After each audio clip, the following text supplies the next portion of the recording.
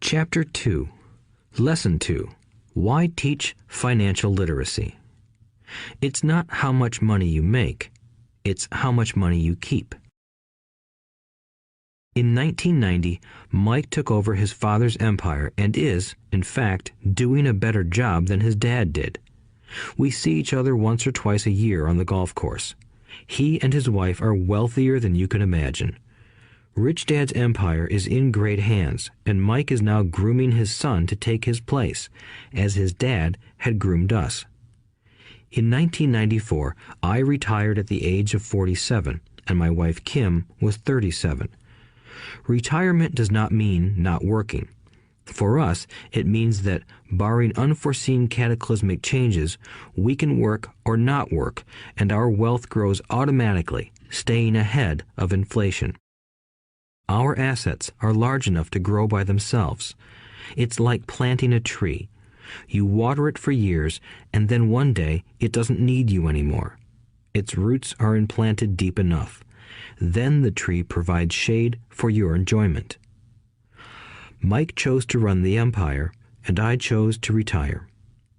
Whenever I speak to groups of people, they often ask what I would recommend that they do. How do I get started? Is there a book you would recommend? What should I do to prepare my children?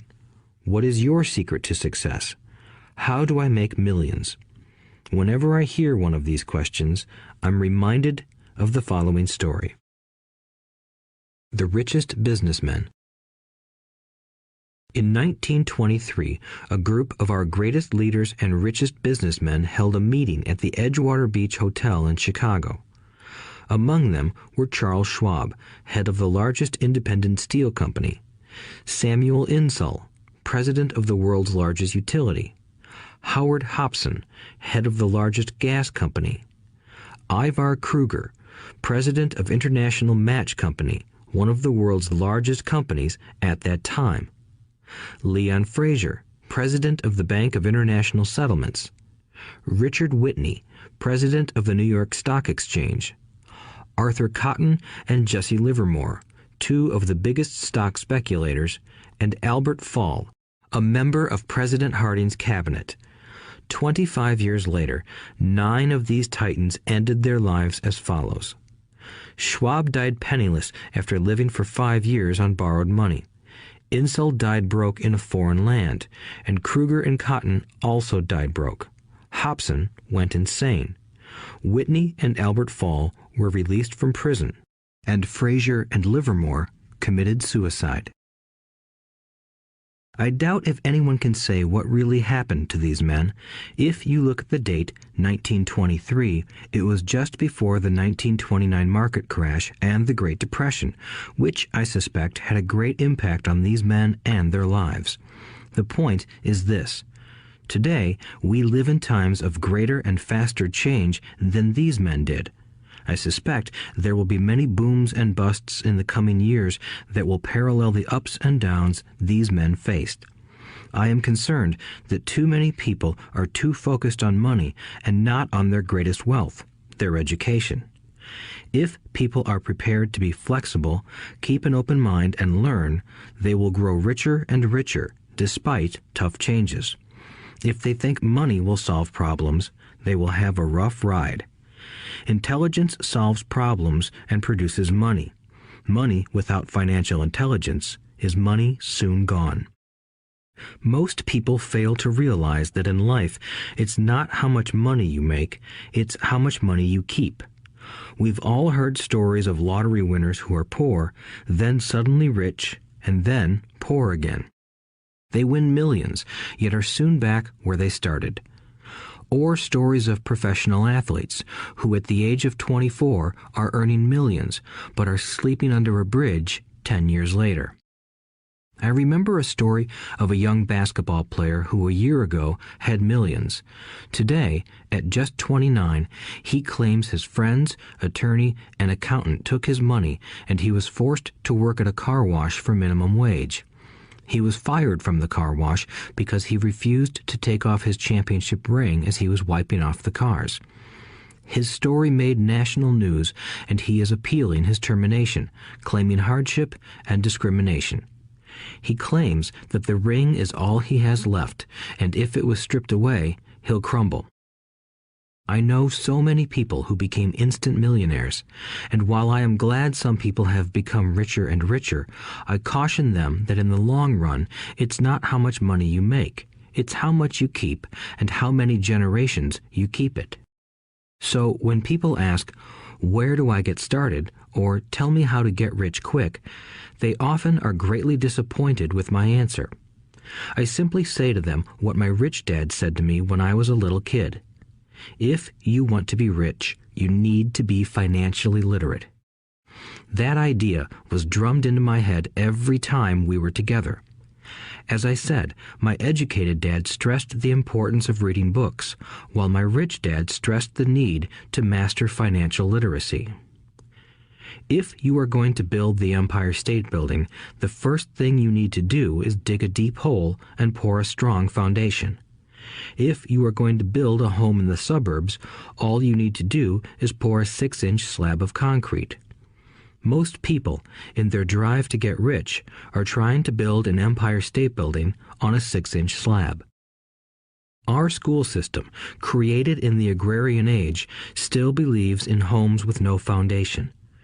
Dirt floors are still the rage. So kids graduate from school with virtually no financial foundation. One day, sleepless and deep in debt in suburbia, living the American dream, they decide that the answer to their financial problems is to find a way to get rich quick. Construction on the skyscraper begins. It goes up quickly, and soon, instead of the Empire State Building, we have the Leaning Tower of suburbia. The sleepless nights return. As for Mike and me in our adult years, both of our choices were possible because we were taught to pour a strong financial foundation when we were just kids. Accounting is possibly the most confusing, boring subject in the world, but if you want to be rich long term, it could be the most important subject. For Rich Dad, the question was how to take a boring and confusing subject and teach it to kids. The answer he found was to make it simple by teaching it in pictures. My rich dad poured a strong financial foundation for Mike and me. Since we were just kids, he created a simple way to teach us. For years, he only drew pictures and used few words. Mike and I understood the simple drawings, the jargon, the movement of money, and then in later years, Rich Dad began adding numbers. Today, Mike has gone on to master much more complex and sophisticated accounting analysis because he had to in order to run his empire. I am not as sophisticated because my empire is smaller, yet we come from the same simple foundation. Over the following pages, we will discuss those same simple line drawings Mike's dad created for us. Though basic, those drawings helped guide two little boys in building great sums of wealth on a solid and deep foundation. Rule number 1. You must know the difference between an asset and a liability, and buy assets. If you want to be rich, this is all you need to know. It is rule number 1. It is the only rule. This may sound absurdly simple, but most people have no idea how profound this rule is. Most people struggle financially because they do not know the difference between an asset and a liability. Rich people acquire assets. The poor and middle class acquire liabilities that they think are assets, said Rich Dad. When Rich Dad explained this to Mike and me, we thought he was kidding. Here we were, nearly teenagers, and waiting for the secret to getting rich. And this was his answer. It was so simple that we stopped for a long time to think about it. "What is an asset?" asked Mike. "Don't worry right now," said Rich Dad. "Just let the idea sink in. If you can comprehend the simplicity, your life will have a plan and be financially easy. It is simple. That is why the idea is missed." "You mean all we need to know is what an asset is, acquire them, and we'll be rich?" I asked. Rich Dad nodded his head. "It's that simple." "If it's that simple, how come everyone is not rich?" I asked. Rich Dad smiled. because people do not know the difference between an asset and a liability. I remember asking, how could adults be so misguided? If it is that simple, if it is that important, why would everyone not want to find out? It took Rich Dad only a few minutes to explain what assets and liabilities were. As an adult, I have difficulty explaining it to other adults. The simplicity of the idea escapes them because they have been educated differently. They were taught by other educated professionals, such as bankers, accountants, real estate agents, financial planners, and so forth. The difficulty comes in asking adults to unlearn or become children again. An intelligent adult often feels it is demeaning to pay attention to simplistic definitions. Rich Dad believed in the KISS principle. Keep it simple, stupid, or keep it super simple. So he kept it simple for us, and that made our financial foundation strong. So what causes the confusion? How could something so simple be so screwed up? Why would someone buy an asset that was really a liability? The answer is found in basic education. We focus on the word literacy and not financial literacy. What defines something to be an asset or a liability are not words. In fact, if you really want to be confused, look up the words asset and liability in the dictionary. I know the definition may sound good to a trained accountant, but for the average person, it makes no sense. But we adults are often too proud to admit that something does not make sense. To us young boys, Rich Dad said, "What defines an asset are not words, but numbers. And if you can't read the numbers, you can't tell an asset from a hole in the ground." In accounting, Rich Dad would say, it's not the numbers, but what the numbers are telling you. It's just like words. It's not the words, but the story the words are telling you. If you want to be rich, you've got to read and understand numbers. If I heard that once, I heard it 1,000 times from my Rich Dad. And I also heard the rich acquire assets and the poor and middle class acquire liabilities. Here is how to tell the difference between an asset and a liability. Most accountants and financial professionals do not agree with the definitions, but these simple drawings were the start of strong financial foundations for two young boys. An asset is something that puts money in my pocket. A liability is something that takes money out of my pocket. This is really all you need to know. If you want to be rich, simply spend your life buying assets. If you want to be poor or middle class, spend your life buying liabilities. Illiteracy, both in words and numbers, is the foundation of financial struggle.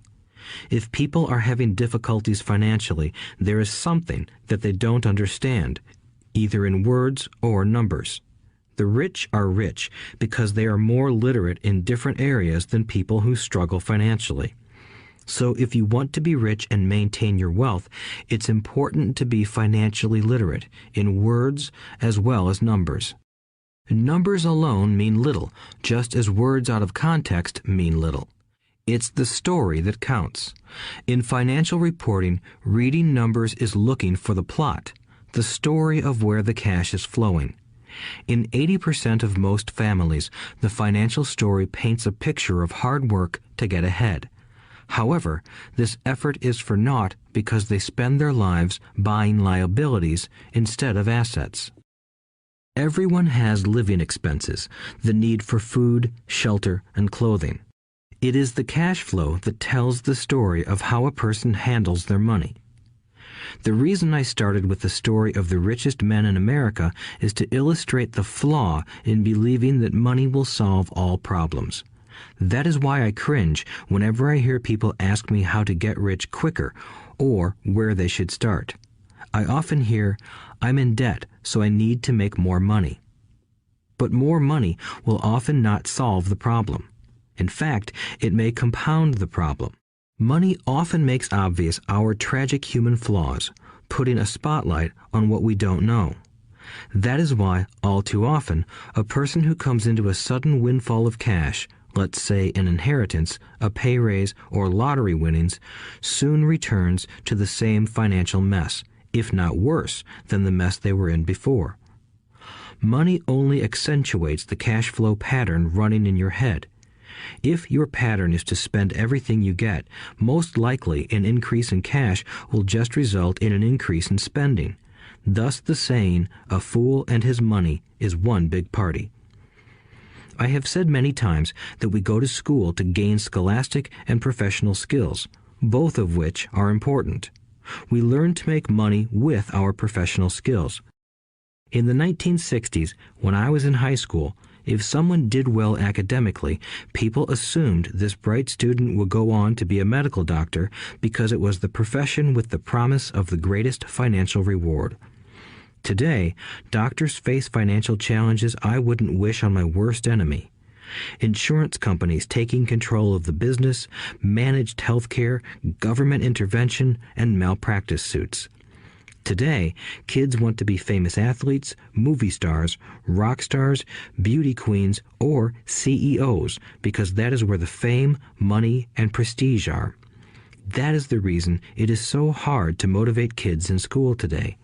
They know that professional success is no longer solely linked to academic success, as it once was. Because students leave school without financial skills, millions of educated people pursue their profession successfully, but later find themselves struggling financially. They work harder, but don't get ahead. What is missing from their education is not how to make money, but how to manage money. It's called financial aptitude, what you do with the money once you make it, how to keep people from taking it from you, how to keep it longer, and how to make that money work hard for you. Most people don't understand why they struggle financially because they don't understand cash flow. A person can be highly educated, professionally successful, and financially illiterate. These people often work harder than they need to because they learned how to work hard, but not how to have their money work hard for them. The story of how the quest for a financial dream turns into a financial nightmare. The classic story of hardworking people has set a pattern. Recently married, the happy, highly educated young couple moves into one of their cramped, rented apartments. Immediately, they realize that they are saving money because two can live as cheaply as one. The problem is the apartment is cramped. They decide to save money to buy their dream home so they can have kids. They now have two incomes, and they begin to focus on their careers. Their incomes begin to increase. As their incomes go up, their expenses go up as well. The number one expense for most people is taxes. Many people think it's income tax, but for most Americans, their highest tax is Social Security. As an employee, it appears as if the Social Security tax combined with the Medicare tax rate is roughly 7.5%, but it's really 15% since the employer must match the Social Security amount. In essence, it is money the employer can't pay you. On top of that, you still have to pay income tax on the amount deducted from your wages for Social Security tax. Income you never received because it went directly to Social Security through withholding. Going back to the young couple, as a result of their incomes increasing, they decide to buy the house of their dreams. Once in their house, they have a new tax called property tax. Then they buy a new car, new furniture, and new appliances to match their new house. All of a sudden, they wake up and their liabilities column is full of mortgage and credit card debt. Their liabilities go up. They're now trapped in the rat race. Pretty soon, a baby comes along and they work harder. The process repeats itself. Higher incomes cause higher taxes, also called bracket creep. A credit card comes in the mail. They use it. It maxes out. A loan company calls and says their greatest asset, their home, has appreciated in value. Because their credit is so good, the company offers a bill consolidation loan and tells them the intelligent thing to do is clear off the high-interest consumer debt by paying off their credit card. And besides, interest on their home is a tax deduction. They go for it and pay off those high-interest credit cards. They breathe a sigh of relief. Their credit cards are paid off. They've now folded their consumer debt into their home mortgage. Their payments go down because they extend their debt over 30 years. It is the smart thing to do. Their neighbor calls to invite them to go shopping. The Memorial Day sale is on. They promise themselves they'll just window shop, but they take a credit card, just in case. I run into this young couple all the time. Their names change, but their financial dilemma is the same. They come to one of my talks to hear what I have to say. They ask me, "Can you tell us how to make more money?" They don't understand that their trouble is really how they choose to spend the money they do have. It is caused by financial illiteracy and not understanding the difference between an asset and a liability. More money seldom solves someone's money problems. Intelligence solves problems. There is a saying a friend of mine says over and over to people in debt. If you find you have dug yourself into a hole, stop digging. As a child, my dad often told us that the Japanese were aware of 3 powers: the power of the sword, the jewel, and the mirror. The sword symbolizes the power of weapons. America has spent trillions of dollars on weapons, and because of this is a powerful military presence in the world. The jewel symbolizes the power of money. There is some degree of truth to the saying, "Remember the golden rule. He who has the gold makes the rules." The mirror symbolizes the power of self-knowledge. This self-knowledge, according to Japanese legend, was the most treasured of the 3. All too often, the poor and middle class allow the power of money to control them. By simply getting up and working harder, failing to ask themselves if what they do makes sense, they shoot themselves in the foot as they leave for work every morning. By not fully understanding money, the vast majority of people allow its awesome power to control them. If they used the power of the mirror, they would have asked themselves, "Does this make sense?"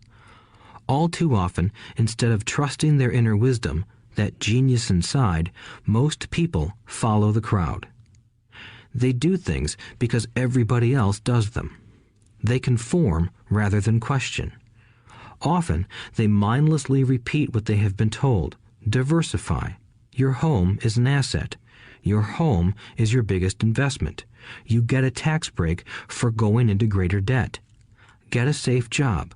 Don't make mistakes. Don't take risks. It is said that the fear of public speaking is a fear greater than death for most people. According to psychiatrists, the fear of public speaking is caused by the fear of ostracism, the fear of standing out, the fear of criticism, the fear of ridicule, and the fear of being an outcast. The fear of being different prevents most people from seeking new ways to solve their problems. That is why my educated dad said the Japanese valued the power of the mirror the most, for it is only when we look into it that we find truth. Fear is the main reason that people say, "Play it safe." That goes for anything, be it sports, relationships, careers, or money. It is that same fear, the fear of ostracism, that causes people to conform to, and not question, commonly accepted opinions or popular trends. Your home is an asset.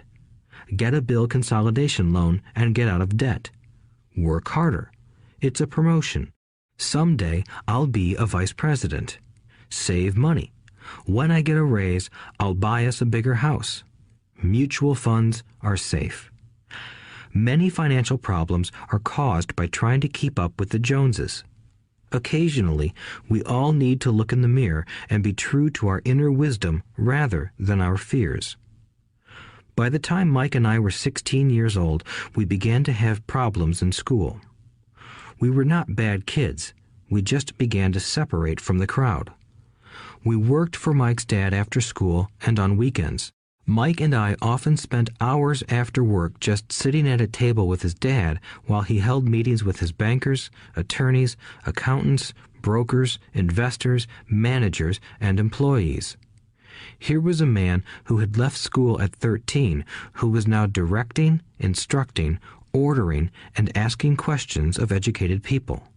They came at his beck and call and cringed when he didn't approve of them. Here was a man who had not gone along with the crowd. He was a man who did his own thinking and detested the words, "We have to do it this way because that's the way everyone else does it." He also hated the word "can't." If you wanted him to do something, just say, "I don't think you can do it." Mike and I learned more sitting in on his meetings than we did in all our years of school, college included. Mike's dad was not book smart, but he was financially educated and successful as a result. He told us over and over again, an intelligent person hires people who are more intelligent than he is. So Mike and I had the benefit of spending hours listening to and learning from intelligent people.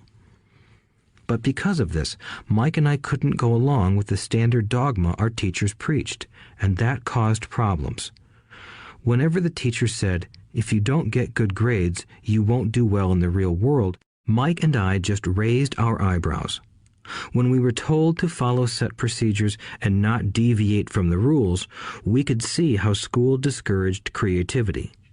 We started to understand why our rich dad told us that schools were designed to produce good employees instead of employers. Occasionally, Mike or I would ask our teachers how what we studied was applicable to the real world, or why we never studied money and how it worked. To the latter question, we often got the answer that money was not important, that if we excelled in our education, the money would follow. The more we knew about the power of money, the more distant we grew from the teachers and our classmates. My highly educated dad never pressured me about my grades, but we did begin to argue about money. By the time I was 16, I probably had a far better foundation with money than both my parents. I could keep books, I listened to tax accountants, corporate attorneys, bankers, real estate brokers, investors, and so forth. By contrast, my dad talked to other teachers. One day, my dad told me that our home was his greatest investment. A not too pleasant argument took place when I showed him why I thought a house was not a good investment. I showed him the ancillary expenses that went along with owning the home. A bigger home meant bigger expenses, and the cash flow kept going out through the expense column. Today, people still challenge me on the idea of a house not being an asset. I know that for many people, it is their dream as well as their largest investment. And owning your own home is better than nothing. I simply offer an alternative way of looking at this popular dogma. If my wife and I were to buy a bigger, flashier house, we realize it wouldn't be an asset. It would be a liability since it would take money out of our pocket. So here is the argument I put forth. I really don't expect most people to agree with it because your home is an emotional thing, and when it comes to money, high emotions tend to lower financial intelligence. I know from personal experience that money has a way of making every decision emotional. 1. When it comes to houses, most people work all their lives paying for a home they never own. In other words, most people buy a new house every few years, each time incurring a new 30-year loan to pay off the previous one. 2. Even though people receive a tax deduction for interest on mortgage payments, they pay for all their other expenses with after-tax dollars, even after they pay off their mortgage. 3. My wife's parents were shocked when the property taxes on their home increased to $1,000 a month. This was after they had retired, so the increase put a strain on their retirement budget and they felt forced to move. 4. Houses do not always go up in value. I have friends who owe $1 million for a home that today would sell for far less. 5. The greatest losses of all are those from missed opportunities. If all your money is tied up in your house, you may be forced to work harder because your money continues blowing out of the expense column instead of adding to the asset column, the classic middle-class cash flow pattern. If a young couple would put more money into their asset column early on, their later years would be easier. Their assets would have grown and would be available to help cover expenses. All too often, a house only serves as a vehicle for incurring a home equity loan to pay for mounting expenses. In summary, the end result in making a decision to own a house that is too expensive in lieu of starting an investment portfolio impacts an individual in at least the following 3 ways. 1. Loss of time during which other assets could have grown in value. 2. Loss of additional capital which could have been invested instead of paying for high-maintenance expenses related directly to the home. 3. Loss of education. Too often, people count their house and savings and retirement plans as all they have in their asset column. Because they have no money to invest, they simply don't invest. This costs them investment experience. Most never become what the investment world calls a sophisticated investor. And the best investments are usually first sold to sophisticated investors, who then turn around and sell them to the people playing it safe. I am not saying don't buy a house. What I'm saying is that you should understand the difference between an asset and a liability. When I want a bigger house, I first buy assets that will generate the cash flow to pay for the house. My educated dad's personal financial statement best demonstrates the life of someone caught in the rat race. His expenses match his income, never allowing him enough left over to invest in assets. As a result, his liabilities are larger than his assets. Why the rich get richer. A review of my rich dad's financial statement shows why the rich get richer. The asset column generates more than enough income to cover expenses, with the balance reinvested into the asset column. The asset column continues to grow, and therefore the income it produces grows with it. The result is that the rich get richer. Why the middle class struggle. The middle class finds itself in a constant state of financial struggle. Their primary income is through their salary. As their wages increase, so do their taxes. Their expenses tend to increase in proportion to their salary increase, hence the phrase, the rat race. They treat their home as their primary asset instead of investing in income-producing assets. This pattern of treating your home as an investment and the philosophy that a pay raise means you can buy a larger home or spend more is the foundation of today's debt-ridden society. Increased spending throws families into greater debt and into more financial uncertainty, even though they may be advancing in their jobs and receiving raises on a regular basis. This is high-risk living caused by weak financial education. The massive loss of jobs in recent times proves how shaky the middle class really is financially. Company pension plans are being replaced by 401k plans. Social Security is obviously in trouble and can't be relied upon as a source for retirement. Panic has set in for the middle class. Today, mutual funds are popular because they supposedly represent safety. Average mutual fund buyers are too busy working to pay taxes and mortgages, save for their children's college, and pay off credit cards. They do not have time to study investing, so they rely on the expertise of the manager of a mutual fund. Also, because the mutual fund includes many different types of investments, they feel their money is safer because it is diversified. This educated middle class subscribes to the dogma put out by mutual fund brokers and financial planners. Play it safe, avoid risk. The real tragedy is that the lack of early financial education is what creates the risk faced by average middle class people. The reason they have to play it safe is because their financial positions are tenuous at best. Their balance sheets are not balanced. Instead, they are loaded with liabilities and have no real assets that generate income. Typically, their only source of income is their paycheck. Their livelihood becomes entirely dependent on their employer. So when genuine deals of a lifetime come along, these people can't take advantage of them because they are working so hard, are taxed to the max, and are loaded with debt.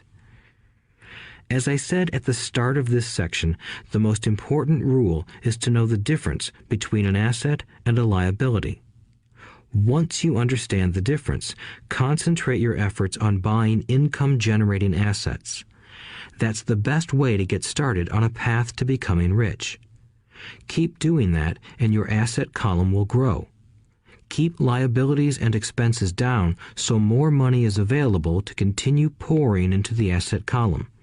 Soon, the asset base will be so deep that you can afford to look at more speculative investments. Investments that may have returns of 100% to infinity. $5,000 investments that are soon turned into $1 million or more. Investments that the middle class calls too risky. The investment is not risky for the financially literate. As an employee who is also a homeowner, your working efforts are generally as follows. 1. You work for the company. Employees make their business owner or the shareholders rich, not themselves. Your efforts and success will help provide for the owner's success and retirement. 2. You work for the government. The government takes its share from your paycheck before you even see it. By working harder, you simply increase the amount of taxes taken by the government. Most people work from January to May just for the government. 3. You work for the bank. After taxes, your next largest expense is usually your mortgage and credit card debt. The problem with simply working harder is that each of these 3 levels takes a greater share of your increased efforts. You need to learn how to have your increased efforts benefit you and your family directly. Once you have decided to concentrate on minding your own business, focusing your efforts on acquiring assets instead of a bigger paycheck, how do you set your goals? Most people must keep their job and rely on their wages to fund their acquisition of assets. As their assets grow, how do they measure the extent of their success? When does someone know that they are rich, that they have wealth? As well as having my own definitions for assets and liabilities, I also have my own definition for wealth. Actually, I borrowed it from a man named R. Buckminster Fuller. Some call him a quack, and others call him a genius. Years ago, he got architects buzzing because he applied for a patent for something he called a geodesic dome. But in the application, Fuller also said something about wealth. It was pretty confusing at first, but after reading it, it began to make some sense. Wealth is a person's ability to survive so many number of days forward, or, if I stopped working today, how long could I survive? Unlike net worth, the difference between your assets and liabilities, which is often filled with a person's expensive junk and opinions of what things are worth, this definition creates the possibility for developing a truly accurate measurement. I could now measure and know where I was in terms of my goal to become financially independent. Although net worth often includes non-cash producing assets, like stuff you bought that now sits in your garage, wealth measures how much money your money is making and, therefore, your financial survivability. Wealth is the measure of the cash flow from the asset column compared with the expense column. Let's use an example. Let's say I have cash flow from my asset column of $1,000 a month, and I have monthly expenses of $2,000 a month. What is my wealth? Let's go back to Buckminster Fuller's definition. Using his definition, how many days forward can I survive? Assuming a 30-day month, I have enough cash flow for half a month. When I achieve $2,000 a month cash flow from my assets, then I will be wealthy. So, while I'm not yet rich, I am wealthy. I now have income generated from assets each month that fully cover my monthly expenses. If I want to increase my expenses, I first must increase my cash flow to maintain this level of wealth. Also note that it is at this point that I'm no longer dependent on my wages. I have focused on and been successful in building an asset column that has made me financially independent. If I quit my job today, I would be able to cover my monthly expenses with the cash flow from my assets. My next goal would be to have the excess cash flow from my assets reinvested into the asset column. The more money that goes into my asset column, the more my asset column grows. The more my assets grow, the more my cash flow grows. And as long as I keep my expenses less than the cash flow from these assets, I grow richer with more and more income from sources other than my physical labor. As this reinvestment process continues, I am well on my way to becoming rich. Just remember this simple observation. The rich buy assets. The poor only have expenses. The middle class buy liabilities they think are assets. So how do I start minding my own business? What is the answer? Listen to the founder of McDonald's in the next chapter.